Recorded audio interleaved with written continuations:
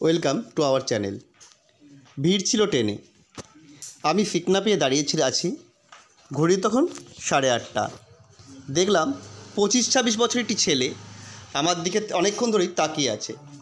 প্রায় 6 ফিট লম্বা, দেখতে হিরোটাই, হাতে একটা বালা। যখনই ছেলেটির চোখে চোখ পড়ছে তখনই দেখছি আমার দিকে দেখছে এক দৃষ্টিতে। ব্যাপারটা বুঝতে না পেরে আমি ঘুরে দাঁড়ালাম যাতে ও আর আমার দিকে না তাকায়। ব্যাপারটা আমার কাছে বেশ সন্দেহজনক ছিল। অপরিচিত কেউ একজন এইভাবে ফলো করছে দেখে ব্যাপারটা ভালো ঠেকলো না। ভিড় বাড়তে লাগলো। ভাবলাম ভালোই হলো, ছেলেটির গতি প্রকৃতি ভালো লাগছিল না। আমার মনের মধ্যে খটকা তৈরি হলো। ভাবছিলাম কেন তাকাচ্ছিল। ওই চোখ দুটোতে বেশ সন্দিহান। ভিড়টা বেড়ে যেতেই স্বস্তির নিঃশ্বাস ফেলে পেছন ফিরে তাকাবার চেষ্টা করতে আর দেখতে পেলাম না ছেলেটিকে।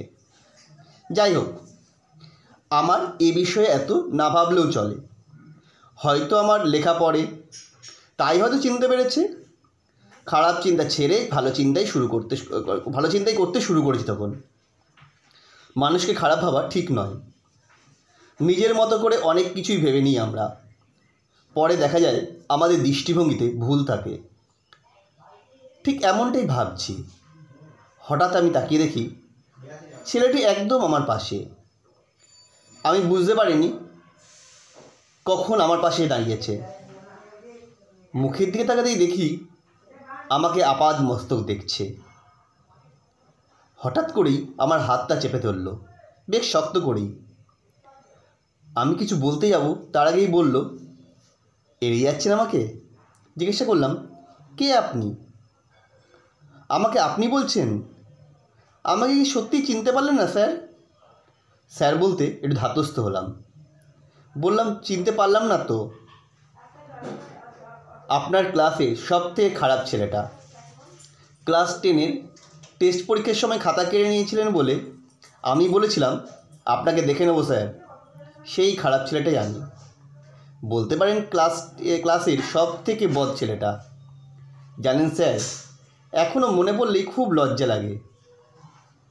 আজ আপনাকে সামনে থেকে দেখে খুব আনন্দ হচ্ছে। স্মৃতি হাতড়াতে গিয়ে মনে পড়ল রোগা পাতলা চেহারার তালপাতার সেপাইকে। বললাম, তুই মানে সেই? হ্যাঁ স্যার, আমি সৌম্য।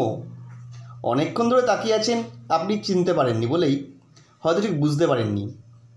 আমি আপনাকে ঠিক চিনতে পেরেছি। 10 বছর আগের আপনাকে দেখেছিলাম, তারপর আজ দেখছি। আপনার লেখা পড়ি। ক্লাসে আপনার পড়া হয়তো শুনতাম না, এখন আপনার লেখা পড়ে মনের শক্তি পায়। পড়াশোনায় তো ভালো ছিলাম না, তাই আপনাকে মেসেজ করতে সাহস পাইনি। বিশ্বাস করুন স্যার, স্কুলের সব স্যারকেই মনে আছে। আপনাকেও খুব মিস করি। বলতে বলতেই ভিড়ের মধ্যেই প্রণাম করতে গেলে বুকে টেনে নিই। মনে মনে বলি, এত ভালোবাসা এত সম্মান পায়ে রাখি করে। জিজ্ঞাসা করলাম, করিস কি? বলল, পাঞ্জাবে পোস্টিং, সেনাবাহিনীতে আছি। আশীর্বাদ করবেন স্যার, জীবনে আপনাদের অবদান যেন ভুলতে না পারি। একটা আর্জি আছে স্যার, আমার মতোই সাধারণ ছেলেদের নিয়ে একদিন লিখবেন আপনার কলমে।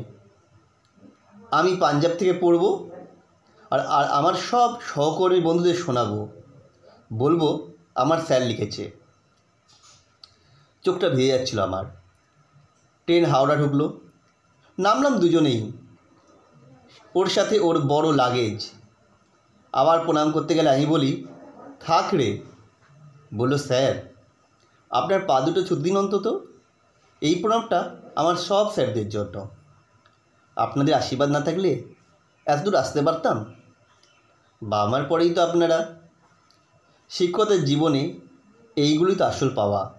বললাম, স্যালুট দেশনায়ক, তোমরাই আমার রিয়াল হিরো।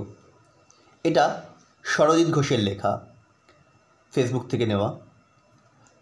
ভালো লাগলে অবশ্যই লাইক দেবেন। আর এই ধরনের বিভিন্ন গল্প পড়তে অবশ্যই আমার চ্যানেলটা সাবস্ক্রাইব করতে ভুলবেন না। তার সাথে দেখে নিন আজকে মনুনে বানানো ক্যালেন্ডার, যেখানে কার্টুনের সাথে সাথে আমরা ক্যালেন্ডারটা দিচ্ছি। আগে আমরা জানুয়ারি দেখেছিলেন, এটাও সেই একই রকম ক্যালেন্ডার। এটা হচ্ছে ফেব্রুয়ারি। না, এটাও বোধহয় জানুয়ারির ক্যালেন্ডার হচ্ছে।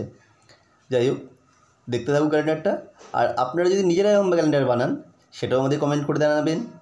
কেমন লাগলো আমার ভিডিও এবং মুনমুনে ক্যালেন্ডারটা সেটাও আমাদের জানাতে ভুলবেন না। আবার দেখা হবে খুব শিগগিরই তোমাদের সাথে এই চ্যানেলেই, এখানে। ততক্ষণের জন্য সাথে থাকবে, ভালো থাকবে, সুস্থ থাকবে। আর এই ধরনের ছবি বিয়ের ক্যালেন্ডারগুলোকে আরও কীভাবে সুন্দর এবং আকর্ষণীয় করা যায় সেটা নিয়ে যদি কোনো মতামত থাকে সেটাও আমাদের জানাতে ভুলো না, কারণ তোমাদের এইগুলোই আমাদের নতুন নতুন ভিডিও বানাতে উৎসাহিত করে এবং নতুন নতুন ভিডিও বানাতে সাহায্য করে।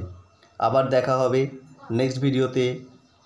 ততক্ষণের জন্য ভালো থাকবে, সুস্থ থাকবে।